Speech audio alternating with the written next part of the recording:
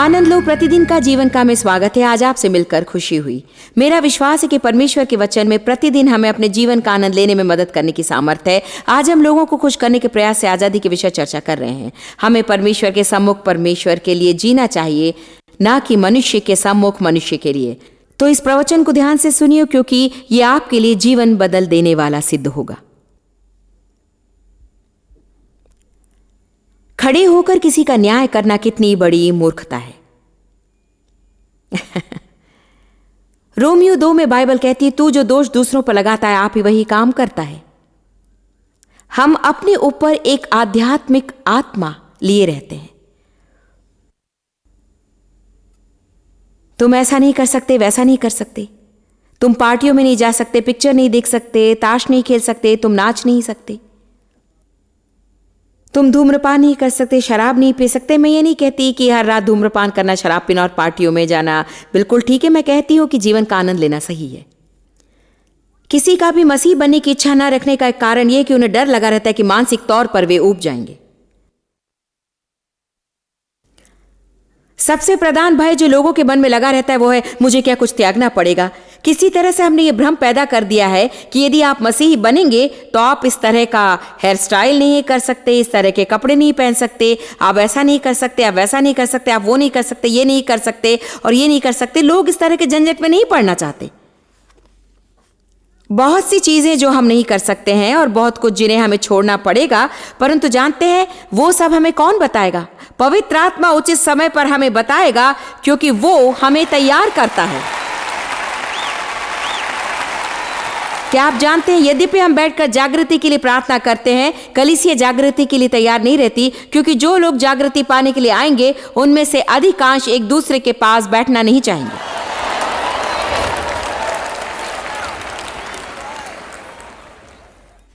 क्या आपने उसकी ओर ध्यान दिया है? उस नीले बाल वाली की ओर देखिए, मेरे जीवन में कभी भी मुझे उससे ये कहना नहीं पड़ेगा कि यदि उसे मसीह बनना है तो उसे अपने बालों में रंग नहीं लगाना होगा और उसे सामान्य बाल रखने होंगे। अरे बंद करो इन पुरानी धार्मिक बातों को।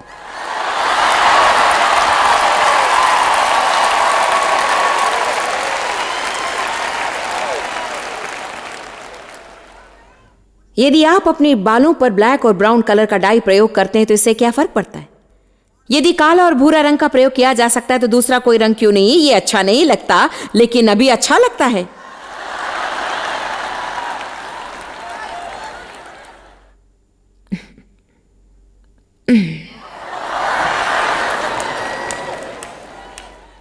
धर्म आपको ये सोचने में मजबूर करता है कि आप सुंदर नहीं दिख सकते, मेकअप नहीं लगा सकते, गहने नहीं पहन सकते, बढ़िया हेयर स्टाइल नहीं कर सकते, आप ऐसा कुछ भी धारण नहीं कर सकते जो आकर्षणीय हो।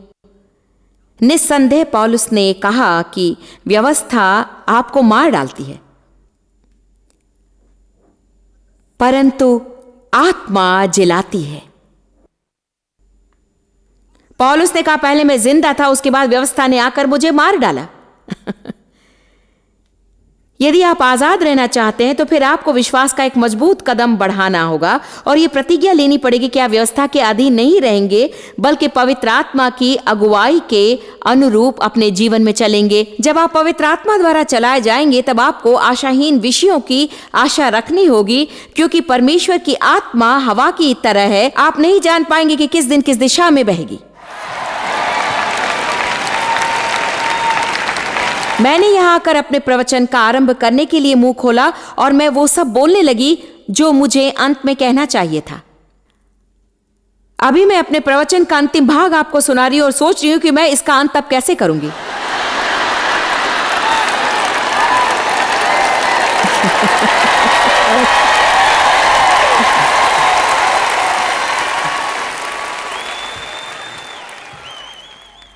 लेकिन देखिए, अक्सर यदि हम अपनी योजना के अनुसार करते हैं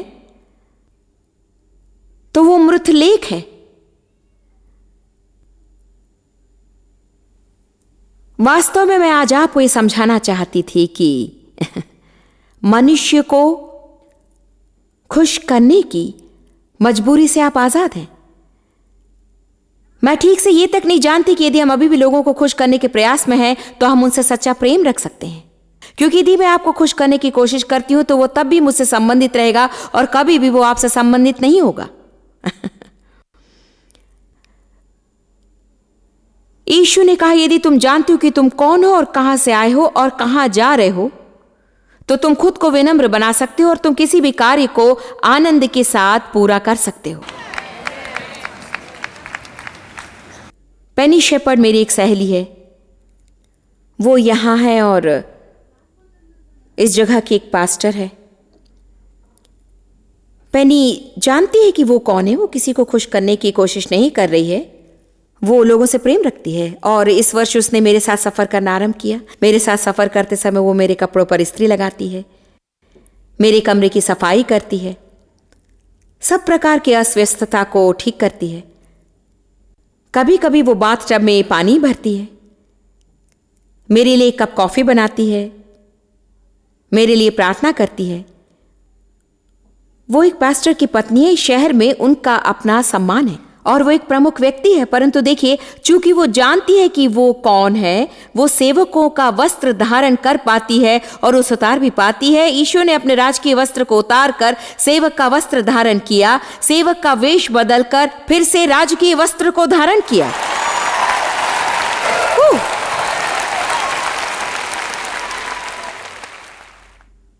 देखिए, यदि ये सब मुझसे जुड़ा रहता तो शायद किसी के काम की मैं नहीं रहती।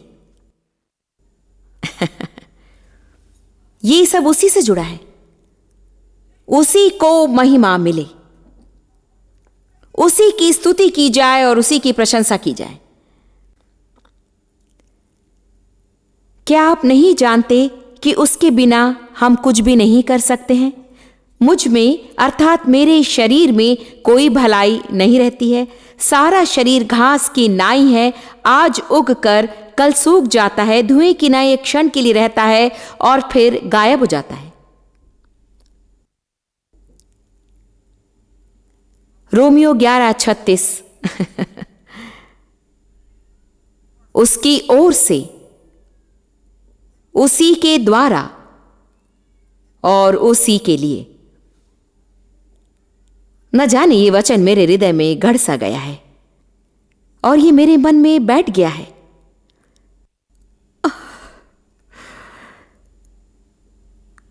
क्योंकि उसकी ओर से और उसी के द्वारा और उसी के लिए सब कुछ है।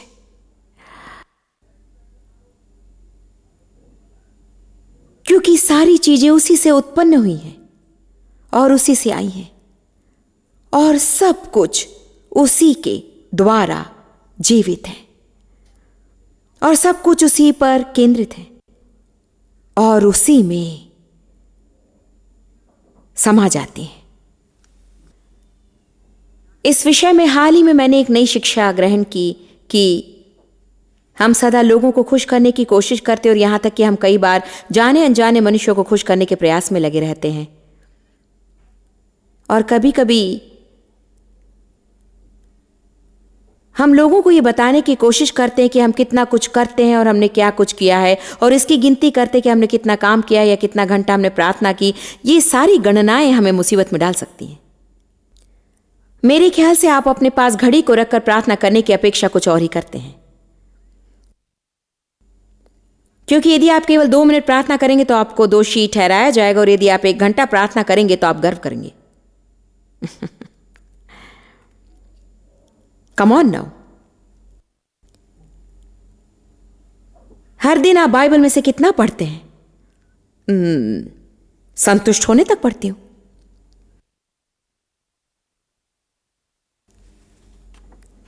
किसी दिन वो केवल 1 वचन होता है और किसी दिन 10 अध्याय भी। आप कितनी देर प्रार्थना करते हैं? जब तक कि मैं थक न जाऊं।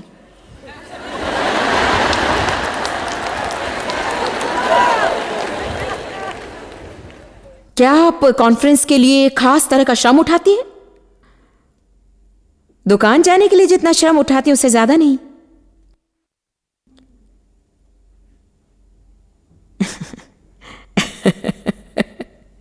इस प्रकार के टूटे हुए जीवन के लिए मेरे पास वक्त नहीं है।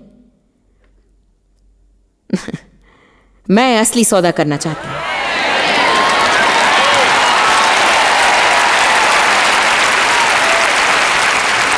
कल रात मैंने एसएस विनाश को देखा और मैं 2-4 बार उसके संग रह चुकी हूं और आप कह सकते हैं कि वो बिल्कुल वास्तविक है।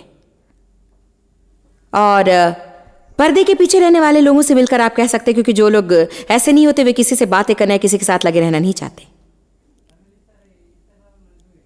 यदि आप डार्लिन शेक को देखेंगे तो वो बड़ों की अपेक्षा बच्चों की ओर अधिक ध्यान देती है।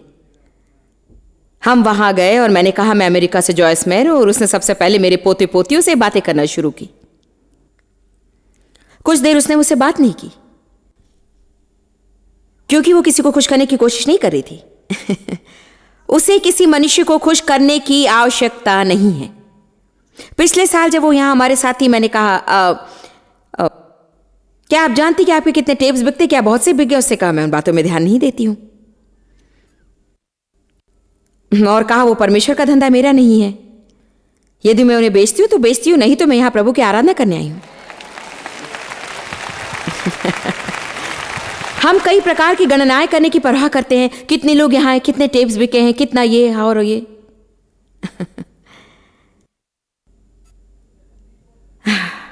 हाल ही में मुझे नई शिक्षा मिली। मैं हिलसॉन्ग कॉन्फ्रेंस पर गई थी और वहां उन्होंने मुझसे बहुत काम करवाया। वहां मैं 5 दिन थी और मैंने वहां प्रचार किया। वहां मैं 5 दिन भी नहीं थी, है ना, 4 या 3.5 दिन ही थी, पर मैंने 10 बार प्रचार किया। और मैं सबसे कहती रही कि मैंने इस बार 10 बार प्रचार किया है। घर चलते अरे मैंने वहां 10 बार प्रचार किया, और सभी मुझसे कहते कि वाह, अरे आप हु विश्वास नहीं होता कि आपने सब कुछ किया, वाह वाह वाह।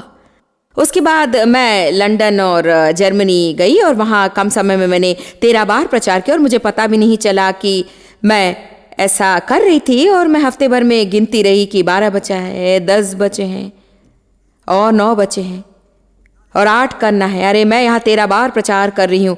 वाह, 13 बार! पता नहीं आप जो कुछ करती हैं वो कैसे करती हैं। तब मुझे अच्छा महसूस हुआ, हाँ जो मैं करती हूँ कैसे करती हूँ। मैं वे बातें बता रही हूं जिन्हें हम अपने हृदय में गुप्त रखते हैं और कोई भी बताना नहीं चाहता है। मैं नहीं जानती कि प्रभु मुझसे ये सब क्यों कहलवाता है।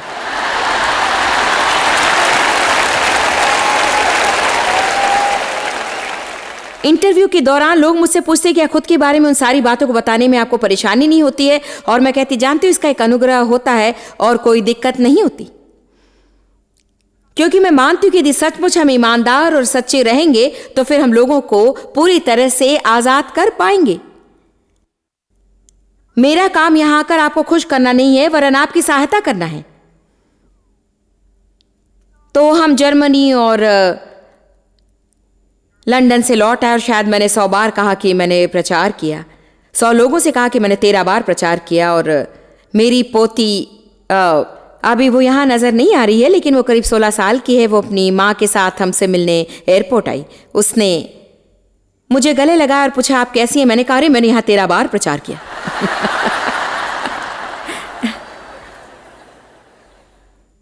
उसने मेरी ओर देखकर कहा आपको सब कुछ गिनना पसंद है ना?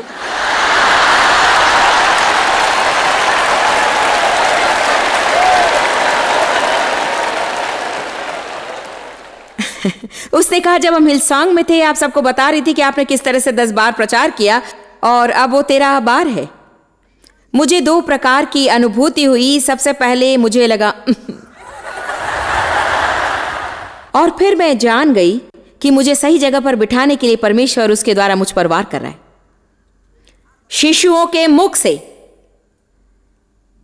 क्या आप लोग जानते हैं, वो मेरे लिए एक जागृति थी। मैंने सोचा बहुत हो गया, मैंने लोगों से कहना छोड़ दिया कि मैंने कितना कुछ किया और इतना सब कुछ कैसे किया, क्योंकि हमारे इस प्रकार के व्यवहार का सिर्फ एक ही कारण होता है, ये कि हम लोगों के मुंह से सुनना चाहते कि वे हमारे बारे में कितना महान विचार रखते हैं और हम उनसे प्रशंसा पाना चाहते हैं। और क्या आप जानते हैं कि जब तक हम ऐसा करते रहेंगे, हम इसे परमेश्वर के लिए नहीं बल्कि लोगों से कुछ पाने की इच्छा से करते रहेंगे। और जितना अधिक हम मनुष्यों से प्राप्त करेंगे उतना ही कम परमेश्वर से हम पाएंगे। ये कहा नहीं जा सकता कि मनुष्यों से थोड़ा बहुत शाबाशी पाने की इच्छा से कितनी बार हम ईश्वरीय प्रतिफल को खो देते हैं।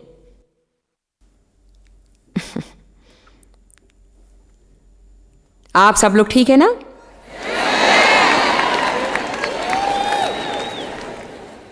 हो सकता है मैं लौट कर ही देखूंगी कि मेरे प्रवचन के अंत में और क्या क्या है।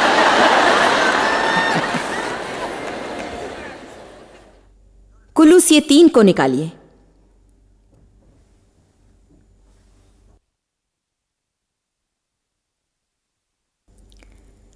देखिए, मैं चाहती हूं कि आप घर जाकर ऐसे बने रहें। घर जाने के बाद मैं नहीं चाहती कि आप ऐसे रहें कि चलो कॉन्फ्रेंस तो खत्म हो गया, अब मुझे फिर से कपड़े धोने पड़ेंगे और घर की सफाई करनी पड़ेगी। वैसा मत कीजिए, मेरी बात मानिए, वैसा मत कीजिए, वैसा मत कीजिए। घर जाकर कहिए ये सब परमेश्वर के लिए है, सब कुछ उससे जुड़ा हुआ है। कॉन्फ्रेंस में उसने मुझे महान ताजगी प्रदान की है, पर मैं अपने घर की सफाई करूंगी, मैं उसमें ये करूंगी, मैं उसके द्वारा इसे करूंगी। कल मैं पंसारी की दुकान जाऊंगी, मैं इसे उसमें और उसी के द्वारा करूंगी। वही मेरा आनंद है। मैं एक आत्मिक व्यक्ति हूं, मैं जहां भी हूं वो पुण्य भूमि है। पंसारी की दुकान यदि जाऊं तो वो आध्यात्मिक बन जाएगा, खरीदारी करूंगी तो वो आध्यात्मिक हो जाएगा, लेकिन इसका आध्यात्मिक बोली वो नहीं रहेगा जो कि प्रार्थना करने और वचन मनन करने का होता है। परंतु सब कुछ एक समान है, क्योंकि यदि हम उसके लिए जीने वाले हैं तो फिर जो कुछ हम करते हैं सब समान हो जाता है। इसी के कारण कई लोग दुखी हो जाते हैं। वे अपने दैनिक कामों को करते समय दुखी हो जाते हैं और तुरंत ही वे किसी प्रकार की आध्यात्मिकता को खोजते हैं ताकि फिर से वे पवित्र और आत्मिक हो जाएं। वाह, आज का दिन अच्छा रहेगा, आज मैं बाइबल स्टडी के लिए जाऊंगी।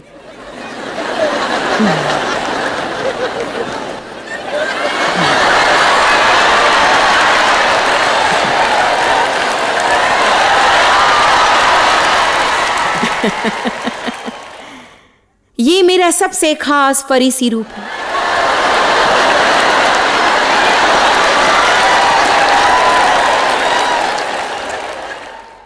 ओ हाँ, आज जब मैं चर्च गई, पास्टर ने कहा कि अपनी बाइबल में फिलिपियो 4 को निकालिए। मैंने संपूर्ण अध्याय को 2 रंगों से रेखांकित किया गया है।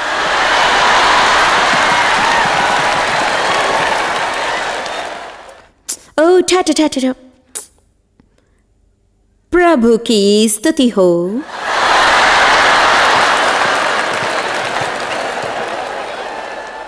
चर्च खत्म हुआ, घर गए।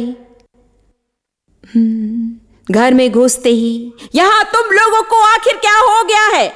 क्या मैंने नहीं कहा था कि मेरे घर आने पर यदि सब अव्यवस्थित होगा तो मैं चमड़ी उधेड़ दूंगी? इन चीजों से मैं बहुत ही ऊब गई और थक गई हूं।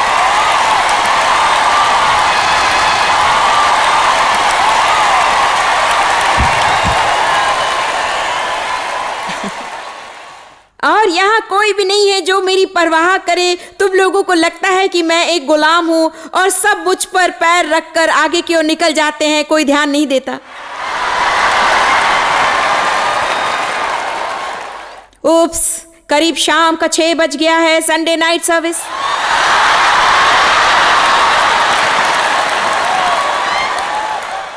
धन्यवाद यीशु, आमीन। स्तुति बलि लेकर हम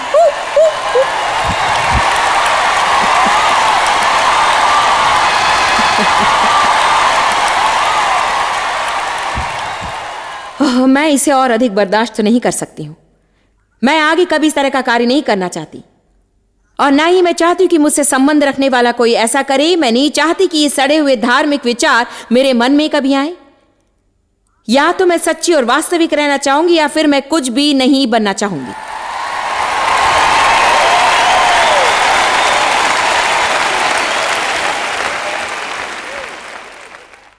मैं यहां ये कहने को खड़ी हूं कि मुझसे जितना हो सके मैं अपने पूरे मन से यीशु से प्रेम करूंगी, और यदि आप मेरे लिए प्रार्थना करेंगे तो मैं आपके लिए प्रार्थना करूंगी, क्योंकि मैं दूसरों को खुश करने के प्रयास में अपना जीवन काटना नहीं चाहती। आमीन। ना मेरे हेयर स्टाइल से, ना पोशाक से, ना ही सेवकाई के फैलने से, ना इस बात से कि ऑस्ट्रेलिया में मैंने कितनी बार प्रचार किया या इंग्लैंड में कितनी बार या मेरे कॉन्फ्रेंस में कितनों ने भाग लिया।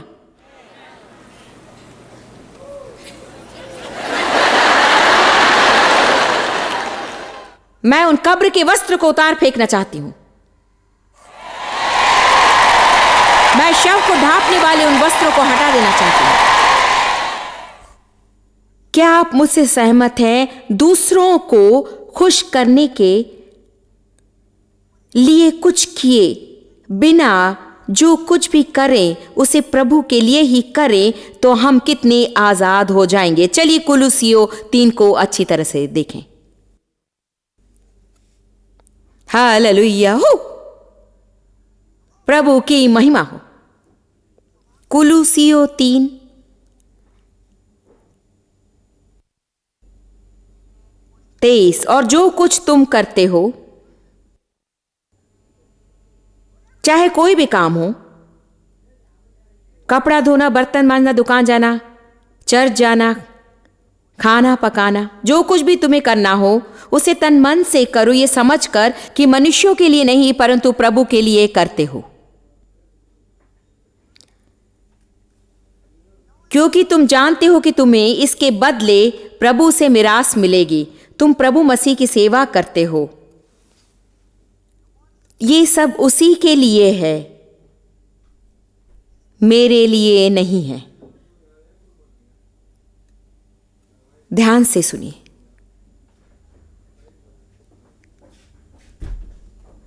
ये सब उसी के लिए है, मेरे लिए नहीं है, आपके लिए नहीं है। सब कुछ उसी के लिए है। मैं मुक्त रहकर पवित्र आत्मा द्वारा चलाई जाना चाहती हूं, कुछ करने की आजादी चाहती हूं और गलतियां करने की आजादी के साथ गलतियों के द्वारा सीखने की भी आजादी चाहती हूं। यह बता देना चाहती हूं कि आपको सीमा बांधने की आजादी है, आपको सब कुछ करने की क्षमता रखने की मजबूरी नहीं है, आपको आवश्यकता पड़ने पर ना कहने की आजादी है और आपको इस बात की चिंता करने की जरूरत नहीं कि लोग आपके बारे में क्या सोचेंगे। आप आजाद हैं और ये भी कि आपको बहाने बनाने की जरूरत नहीं। आपका क्या मतलब, बस मुझे ये कुछ ठीक नहीं लगता और जो ठीक नहीं लगता उसे मुझे नहीं करना पड़ेगा।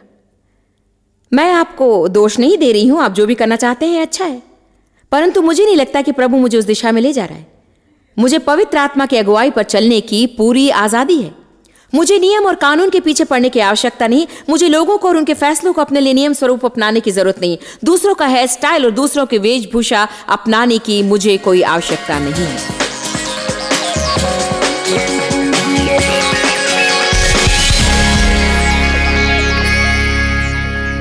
याद रखिए कि वास्तव में जीवन परमेश्वर से जुड़ा है, हमसे नहीं और न ही लोगों से। हमें इस बात का यकीन करने में ध्यान केंद्रित करना चाहिए कि हम परमेश्वर को प्रसन्न करते हैं और ये कि हम पवित्र आत्मा की अगुवाई पर चल रहे हैं। हमें गलतियां करने की आज़ादी है, सीमाएं बांधने की आज़ादी है और हमें आज़ादी है कि हमें अपनी सिद्धता से हर एक को खुश करने की आवश्यकता नहीं। हम असफल होने या गलतियां करने का प्रयत्न करते नहीं हैं, परंतु हो जाता है यीशु मसीह के लहू द्वारा हम क्षमा पा सकते हैं।